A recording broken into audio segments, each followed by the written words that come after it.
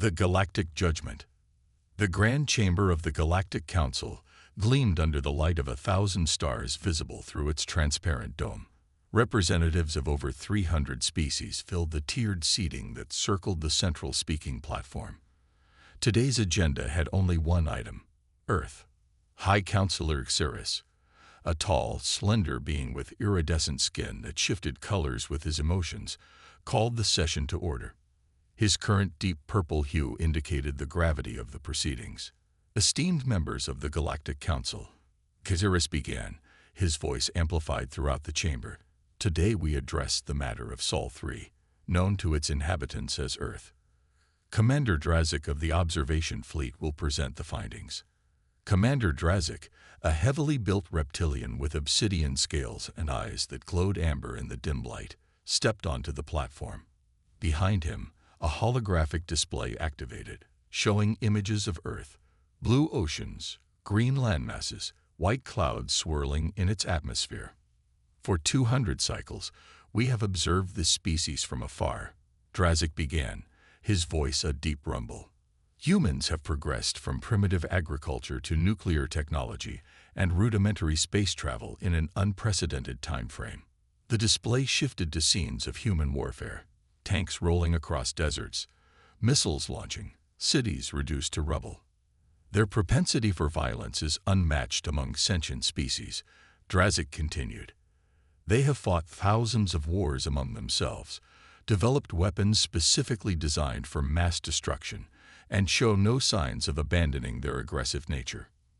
Murmurs spread through the chamber as representatives leaned toward each other in conversation.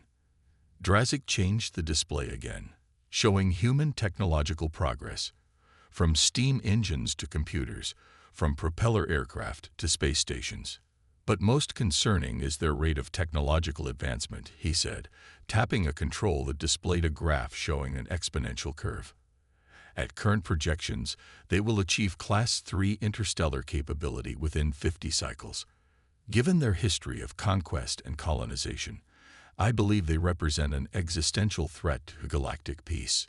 In a small observation booth high above the chamber floor, two humans watched in growing horror.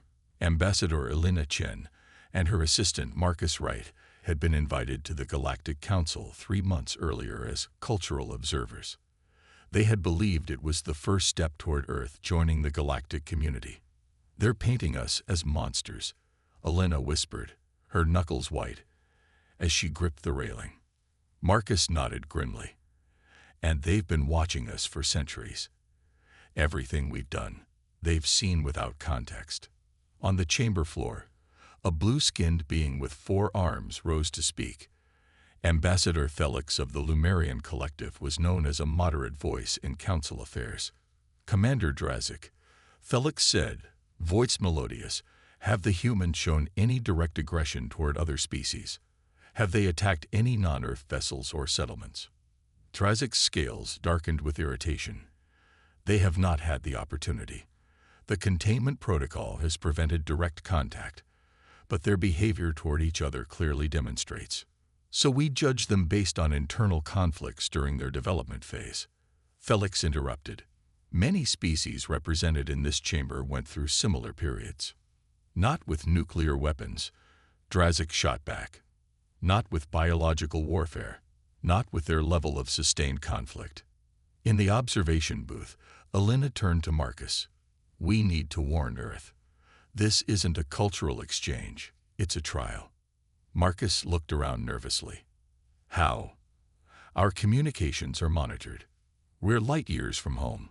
Another council member rose to speak, a gaseous entity contained within an environmental suit. "What does the Strategic Division recommend?" it asked, its voice artificial through a translator. Drazik's posture straightened.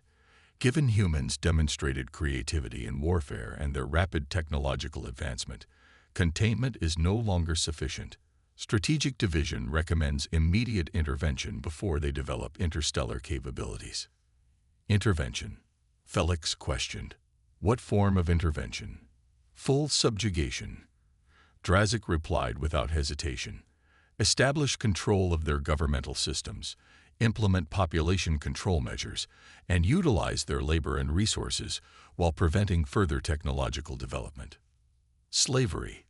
Alina hissed. They're voting on enslaving our entire species. Back on Earth, in a facility deep beneath the Antarctic ice shelf, General Diana Washington reviewed the latest satellite data.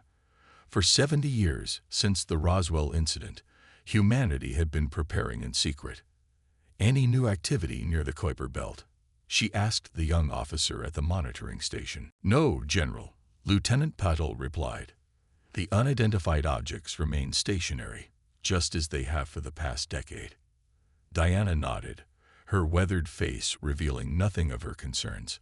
Only 12 people on Earth knew the full extent of what humanity had discovered and developed since the first crashed alien ship in 1947. While governments publicly denied extraterrestrial contact, special divisions within major powers had been reverse engineering alien technology and preparing defenses. In the council chamber, the debate had grown heated. Species after species rose to speak, most supporting Drazik's assessment. The human's own entertainment media reveals their psychology, argued a crystalline entity. They constantly envision scenarios of interspecies conflict, always with themselves as victors.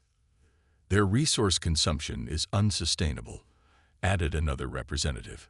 If they expand beyond their system with their current practices, entire sectors could be stripped bare. Ambassador Felix made one final appeal. Before we condemn an entire species to servitude, I propose direct contact.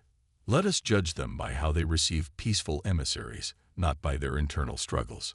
Drazik's laugh was like grinding stones, and if they capture our technology, if they reverse engineer our ships, we could accelerate the very threat we seek to contain.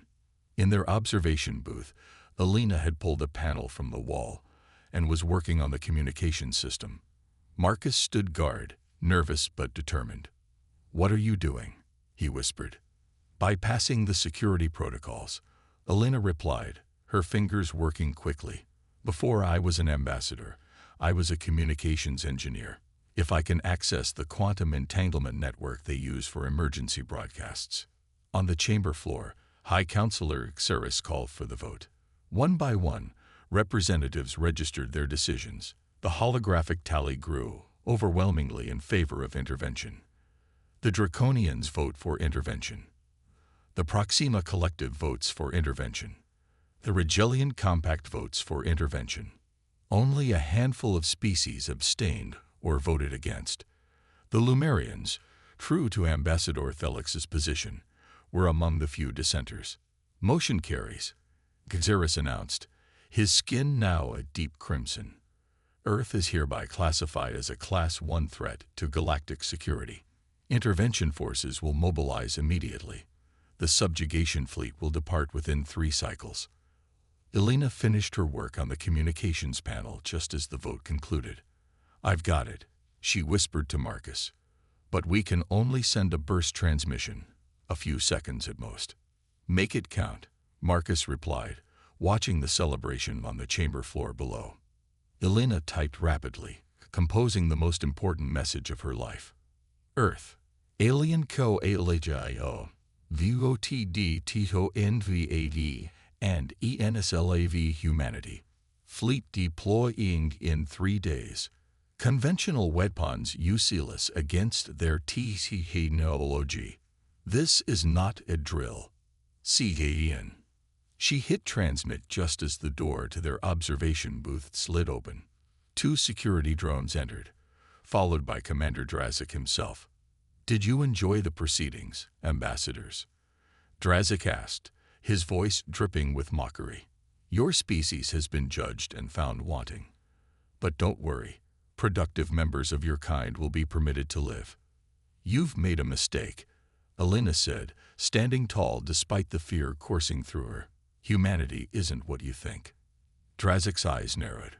"We've watched you for centuries. We know exactly what you are." At the Antarctic facility, alarms suddenly blared. Lieutenant Patel jumped in his seat as encrypted data flooded his terminal. "General," he called out, "we're receiving a quantum burst transmission. It's coming through on Ambassador Chen's emergency channel. General Washington was at his side instantly. Decoded. Now. As the message appeared on screen, the color drained from Washington's face. She reached for the secure phone that connected directly to the 12 members of the Global Defense Initiative. This is Washington. Implement Protocol Omega immediately. I repeat, Protocol Omega is now active. She paused, listening to the response. Yes, they're coming. We have 3 days. Within hours around the world, hidden facilities began. These ships had never been revealed to the public. At research stations worldwide, scientists activated prototype weapons systems based on technologies humanity wasn't supposed to have discovered for centuries. Back in the Galactic Council chamber, Elena and Marcus were led away in restraints. As they passed Ambassador Felix, the Lumerian locked eyes with Elena. I am sorry, Felix said quietly. Not all of us wanted this. Elena looked back steadily. You should be worried about what comes next. You've all made a terrible miscalculation. Drazik yanked her forward. Empty threats from a soon-to-be subjugated species. As they were led toward the detention level, Elena allowed herself a small smile. The transmission had gone through. Earth would not be caught unprepared. The invasion fleet began assembling near the edge of the Sol system, thousands of warships converging from across the galaxy. Their commanders were confident, their victory assured against a pre-interstellar civilization. What they didn't know was that Earth had been preparing for this day for 70 years. What they didn't understand was humanity's capacity to unite against external threats. What they couldn't imagine was the tenacity and ingenuity of a species that had battled its way from caves to the stars. They had judged humanity as dangerous based on its wars. They would soon learn just how right they were. First contact. First blood. Admiral Vrax stood on the command deck of the Subjugator, the massive flagship of the intervention fleet. His 6-fingered hands clasped behind his back as he surveyed the holographic display showing Earth's solar system. 3,000 ships under his command had assembled at the edge of the system, the largest military force deployed in 500 cycles. Final status report. Vrax ordered, his bone ridges flexing with anticipation. All vessels report ready. Admiral, his second-in-command, replied. Weapons charged, subjugation protocols loaded. Indigenous detection systems show no sign they spotted us. Commander Drazik entered the bridge, escorting the human prisoners. Admiral, I thought you might want these primitives to witness the subjugation of their homeworld. Elena Chen's eyes widened at the sight of the fleet. Even knowing what Earth had prepared, the scale of the alien armada was staggering. Primitive is a dangerous assumption, Commander, she said quietly. Drazik laughed. Your species hasn't even established a proper colony on your own moon. Your fastest ships would take centuries to reach the nearest star. Perhaps, Marcus said, you should ask yourselves why we let you believe that.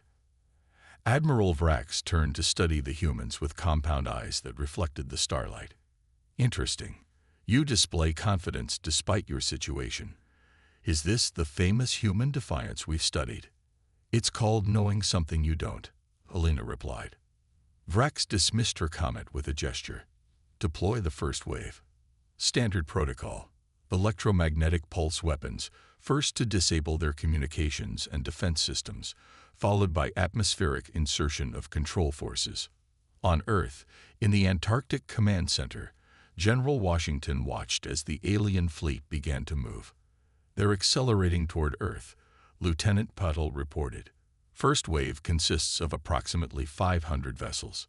Washington nodded. Are our stealth satellites in position? Yes, General. The network is ready. All defense platforms show green status. Washington opened a secure channel to the Global Command Network. All stations. This is control. Operation Blindside is now active. I repeat, Blindside is active. Deploy countermeasures on my mark. The alien fleet moved into formation, splitting into tactical groups as they approached Earth's orbit. On the Subjugator's bridge, Admiral Vrax watched with satisfaction. Primitive weapons detected, an officer reported. Their militaries are activating missile defense systems and scrambling aircraft. Drazik chuckled. Chemical propellants and nuclear warheads, like watching children with toys. Deploy EMP weapons, Vrax ordered. Target their major military installations first, then communication hubs.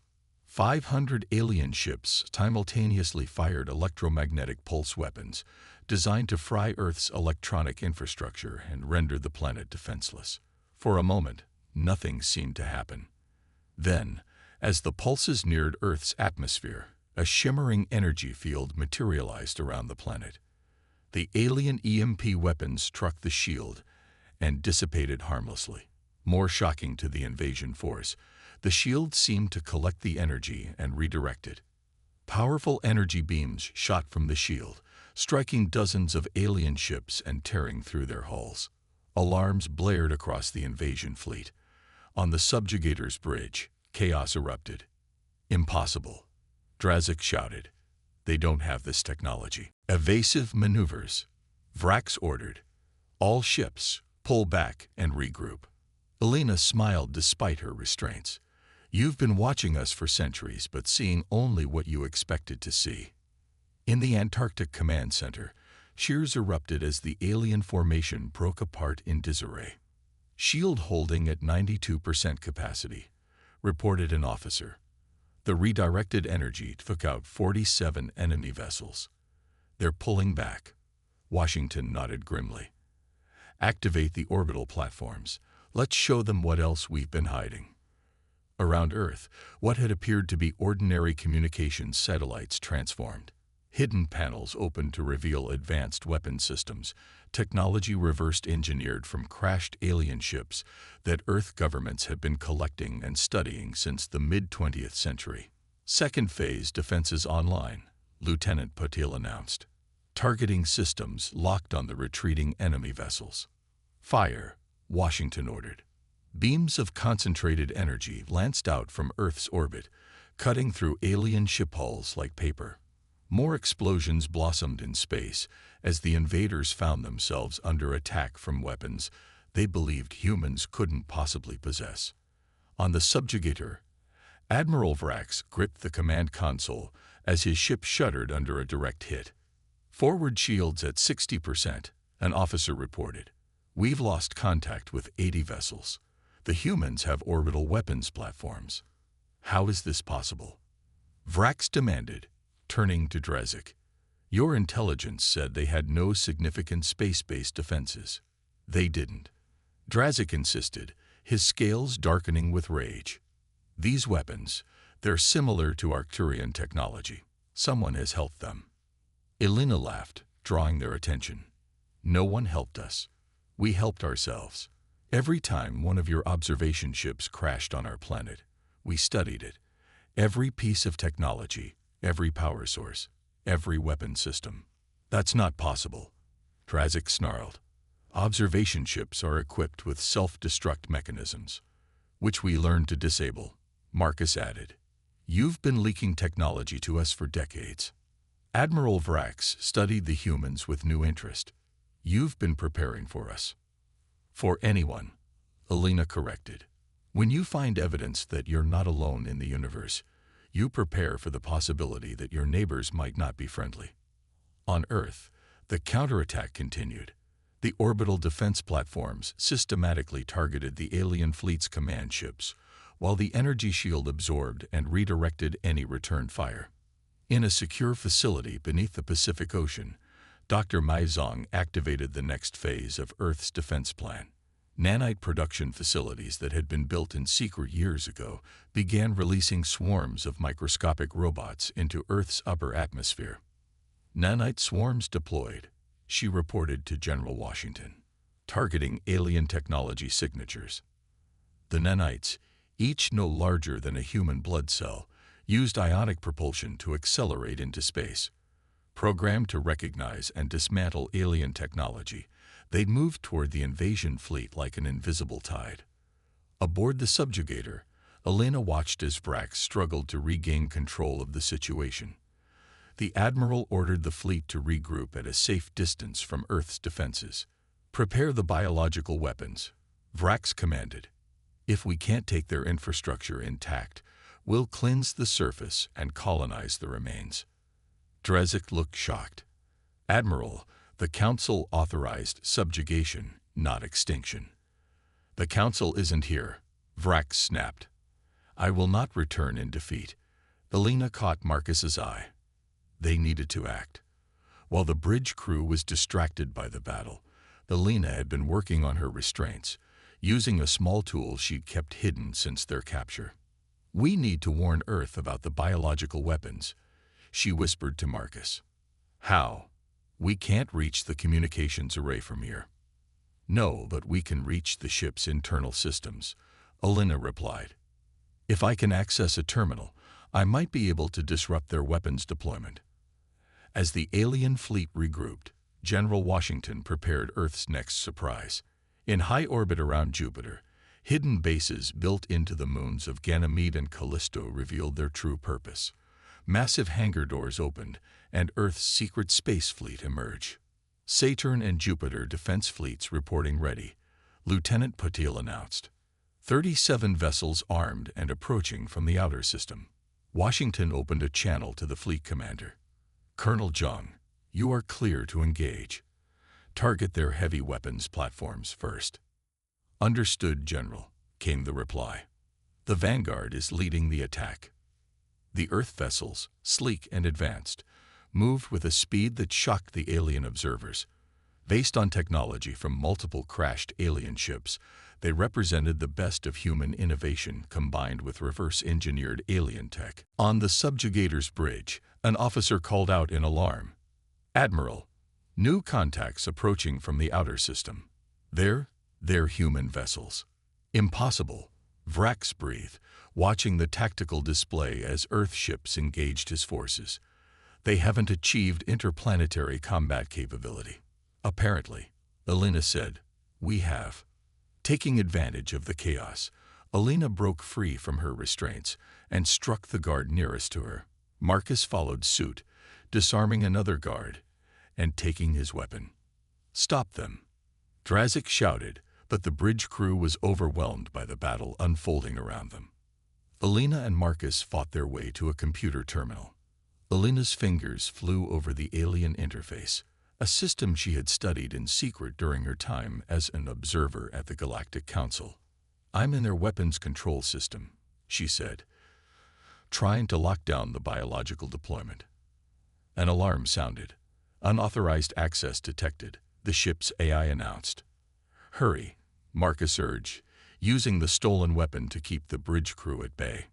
In space, Earth's hidden fleet engaged the alien armada. Though outnumbered, the human ships displayed tactical coordination that caught the invaders off guard. They concentrated fire on command vessels, disrupting the alien chain of command. Meanwhile, the nanite swarms reached the alien fleet. Too small to detect until it was too late, they infiltrated ship systems through external vents and maintenance access points. Once inside, they began dismantling key components, weapon systems, engine controls, life support. On the subjugator, systems began failing across the ship.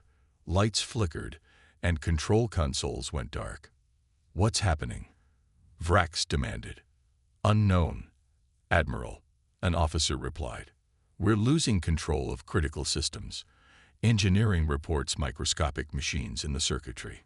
Drezek's eyes widened in realization. Nanite weapons. They've deployed nanite weapons. Elena finished her work at the terminal, locking down the biological weapons systems. "Done," she told Marcus. "They can't deploy the bioweapons." Vrax lunged toward them, his face contorted with rage. "You've doomed us all." Before he could reach them, the ship shuddered violently. A tactical officer called out, "Direct hit to our main reactor. Containment failing." "All hands, abandon ship," Vrax ordered, his voice hollow with defeat. As evacuation alarms blared throughout the subjugator, Elena and Marcus fought their way toward the escape pod section. Around them, Alien crew members rushed in panic, no longer concerned with the human prisoners. "We need to get back to Earth," Elena said as they ran. "We have critical intelligence about their technology, their strategies. First, we need to survive," Marcus replied, firing the alien weapon at a security drone that blocked their path. They reached the escape pod bay just as another explosion rocked the ship. Without hesitation, they claimed a pod and ejected from the dying flagship. As their pod tumbled away from the subjugator, they witnessed the full scale of the battle. Earth's defenses had devastated the first wave of the invasion fleet. The hidden human ships from the outer system were engaged with the remaining alien vessels. And everywhere, ships were failing as nanite swarms did their work. "They never saw us coming," Marcus said in awe. "No," Elena agreed. "They thought they knew us because they watched our wars. They never understood that those same wars taught us to be ready for anything."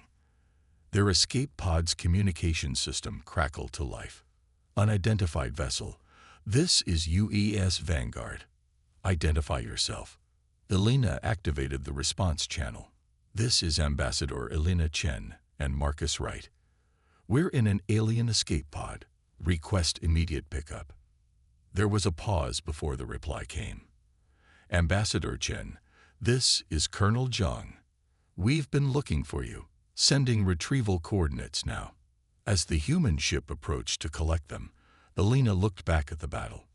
The subjugator exploded in a brilliant flash of light, taking Admiral Vrax and Commander Drazik with it.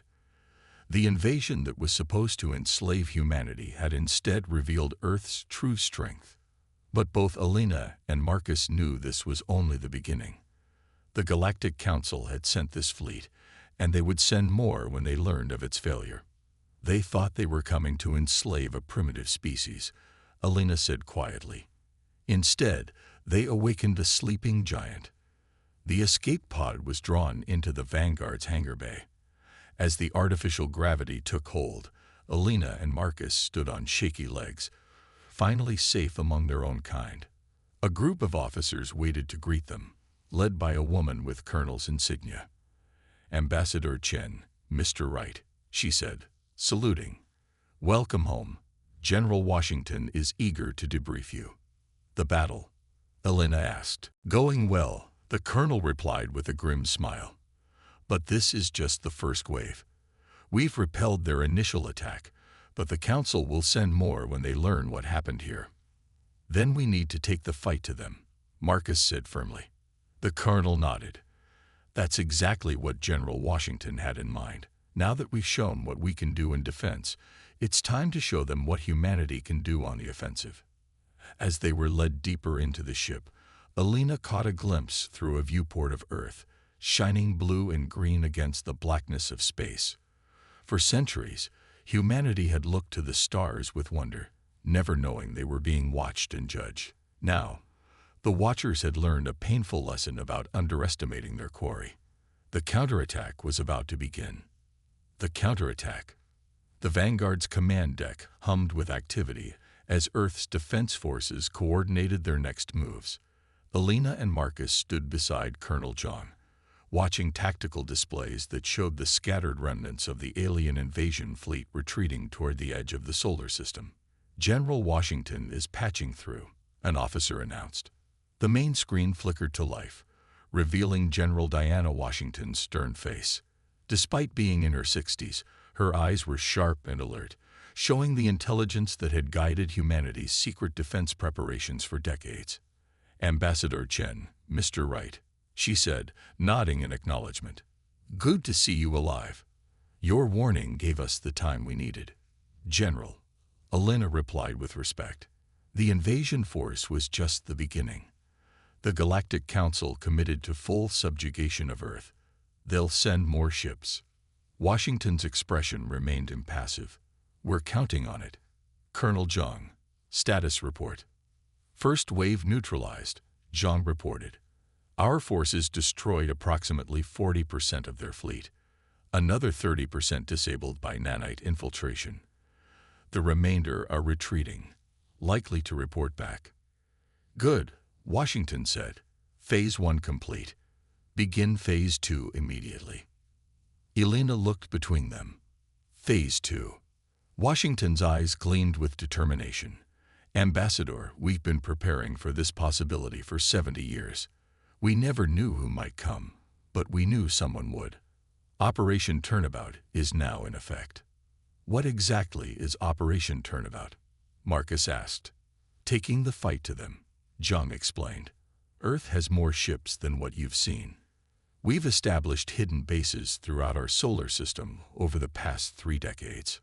The tactical display zoomed out, revealing green dots representing Earth vessels emerging from Mars, the asteroid belt, and various moons of the outer planets. 126 ships, Washington said. Not enough to challenge the full might of the Galactic Council, but enough for what comes next. Elena studied the display, understanding dawning. You're planning to attack their communication relays. Washington nodded. Precisely. Their nearest major communication hub is in the Proxima Centauri system. Colonel Zhang will lead the assault force. We need to cut off their ability to call for reinforcements while we implement the rest of our strategy. Which is? Marcus asked. Divide and conquer, Washington replied. Ambassador Chen, you know the Council politics better than anyone. Which species would be most likely to break ranks if they knew the truth about our technological capabilities? Elena considered this carefully. The Lumerians. They voted against the subjugation. And the Telosian Federation. They're a young species in the Council, and were likely pressured to vote with the majority. Good, Washington said. We'll need you to help draft diplomatic communications to those species. Meanwhile, we have another mission for Mr. Wright. Marcus straightened. I'm ready for whatever's needed. Our intelligence suggests the alien fleet is regrouping at a forward base on Charon. Washington continued. Pluto's moon has been converted into a monitoring station. They've been watching us from there for decades. We need a small team to infiltrate that base and extract their central database. That's where you come in. Why me? Marcus asked. Because you've been inside their ships, Zhang explained. You understand their technology, their protocols. You'll be leading a team of our best Special Forces operators.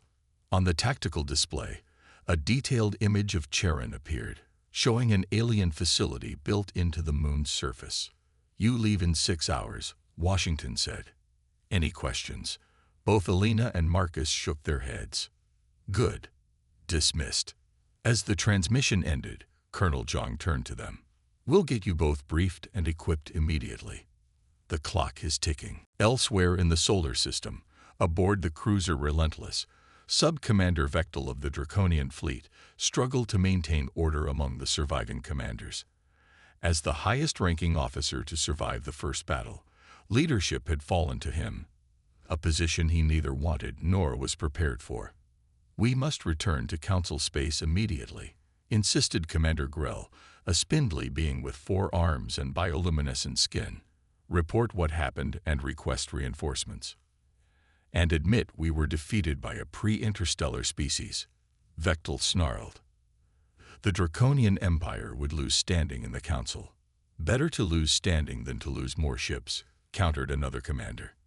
These humans have technology they shouldn't possess. They were prepared for us. Vectel paced the command deck, his clawed feet clicking against the metal floor. The nearest communication relay is at Proxima Centauri. We will retreat there, send our report, and await orders. What about the observation base on Charon? Asked Grell. It contains centuries of data on the humans. Send a small force to evacuate the base and destroy any data that cannot be transported, Vectel ordered. We cannot allow the humans to capture that information. As the alien commanders debated their next move, they remained unaware that their communications were being monitored. Every word was being transmitted back to Earth via the nanites that had infiltrated their systems. 6 hours later, a small, sleek vessel detached from the vanguard. Unlike the larger warships, this craft was designed for stealth and speed. Inside, Marcus Wright sat with 5 Special Forces operators, all wearing advanced combat suits that incorporated both human innovation and reverse-engineered alien technology. Final approach to Charon in 3 hours, the pilot announced. No sign we've been detected. Major Layla Takahashi, the team leader, reviewed the mission parameters with her squad. Our objective is the central database core. Intelligence suggests it's located in the lower levels of the facility. Mr. Wright will guide us through their security systems. Marcus nodded, studying the facility schematics one last time. Their standard security protocols rely on biometric scanning. We've developed countermeasures based on previous encounters. And if those countermeasures fail, asked one of the operators, then we do this the old-fashioned way, Takahashi replied, checking her weapon. Hard and fast. Back on Earth, Elena worked with a team of diplomats and intelligence officers, crafting messages to be sent to specific council species. The key was to create division within the Galactic Council, exploiting existing tensions and rivalries. The Lumerians value truth above all else, Elena explained. Our message to them should emphasize how the Council was missiled about human capabilities. For the Telosians, focus on their own recent history. They were nearly subjugated themselves a century ago. What about the Arcturians? Asked one of the diplomats. They're one of the most technologically advanced species. And proud of it, Elena added. We'll suggest that other council species attempted to blame them for helping us. According to what I overheard on the subjugator, Drazik was already trying to implicate them. As the diplomatic team worked on their messages, a fleet of 60 Earth vessels accelerated toward Proxima Centauri under Colonel Zhang's command.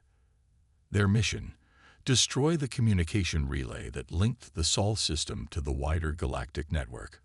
All ships prepare for light speed transition, Zhang ordered from the bridge of the Vanguard. Formation Delta, weapons hot upon arrival. The Earth fleet stretched into streaks of light as they engaged their faster-than-light drives, technology that the alien observers had never seen humans deploy. The secret development of FTL travel had been Earth's most closely guarded advancement, hidden even from the watchful eyes in orbit. Near Pluto, the stealth vessel carrying Marcus and Major Takahashi's team approached Charon. The alien facility was larger than expected, covering nearly a quarter of the moon's surface. Detecting increased activity, reported the pilot. They're preparing for evacuation. Then we need to move fast, Takahashi said. Find us a quiet insertion point. The pilot guided their ship toward a maintenance dock on the facility's dark side. Using the irregular surface of Charon for cover, they approached undetected. Docking in 30 seconds, the pilot announced. No alarm signals detected. Marcus checked his equipment one last time. The alien weapon he'd taken from the subjugator had been modified by Earth's engineers, its power source enhanced. Remember, he told the team, their internal security relies on atmospheric sensors. The breathers we're using will mask our respiration signatures. The ship docked with a soft thud, magnetic clamps engaging to secure it to the structure. The team moved into the airlock, weapons ready. Breaching in 3, 2, 1, Takahashi counted down before the outer door slid open. They entered the facility in perfect formation, moving through dimly lit corridors with practiced precision. The alien architecture was strange, angular and utilitarian, with surfaces that seemed to absorb light rather than reflect it. Life signs, Takahashi asked quietly. One of the operators checked a handheld scanner. Minimal. Most concentrated 2 levels down. Looks like they're gathering in the central hub. That's where the database would be, Marcus confirmed. They're probably preparing to destroy it. Then we move now, Takahashi ordered. Delta formation.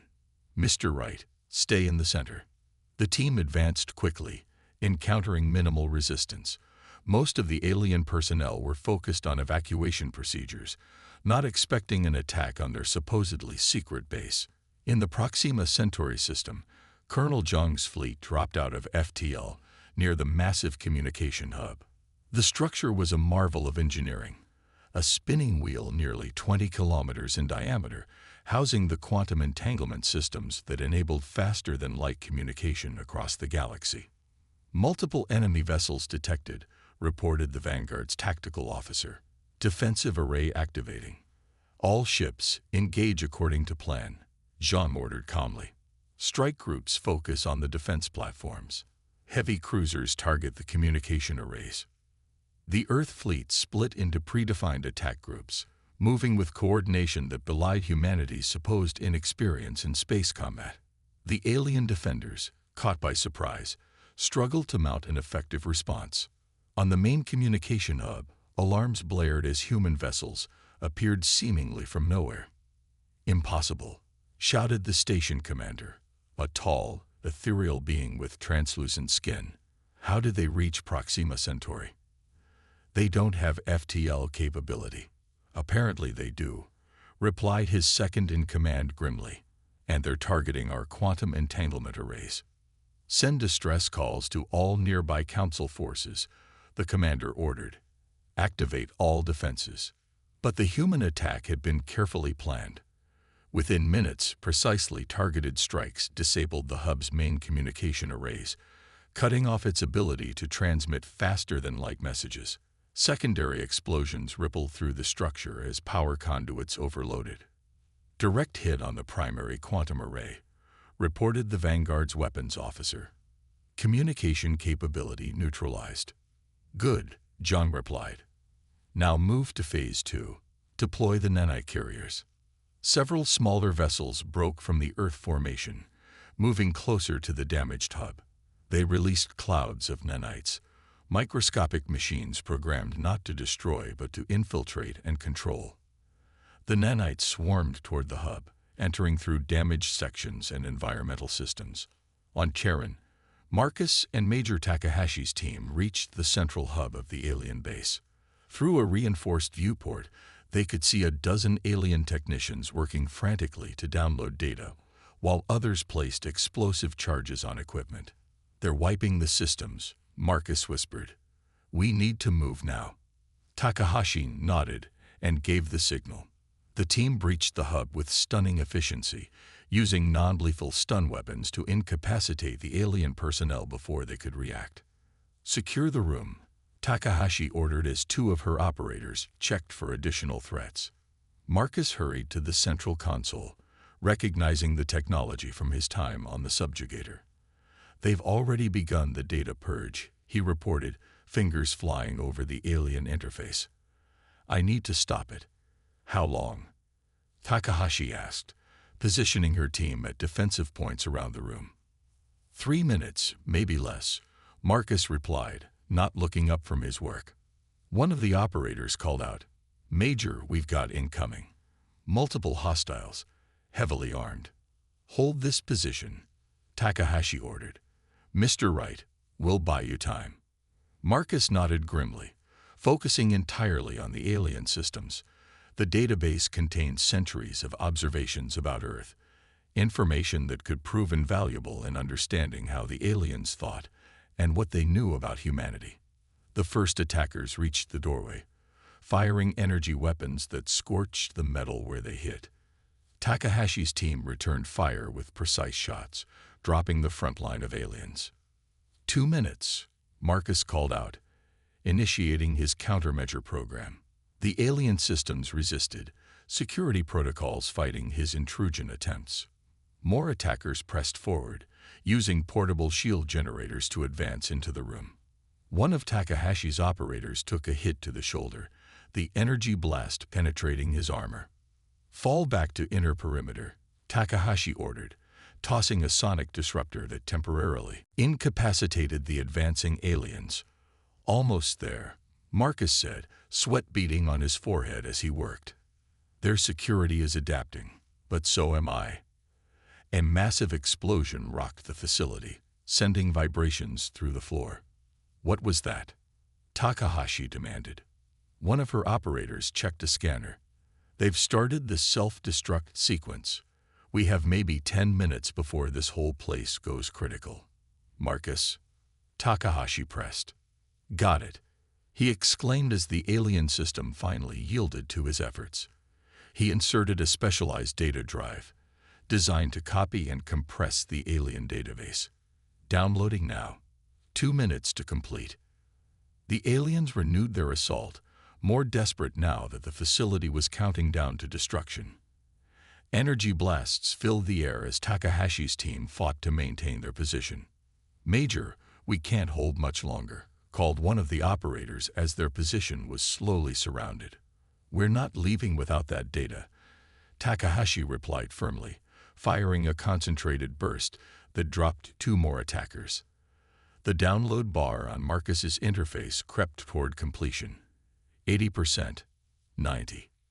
Another explosion, closer this time, sent debris raining from the ceiling.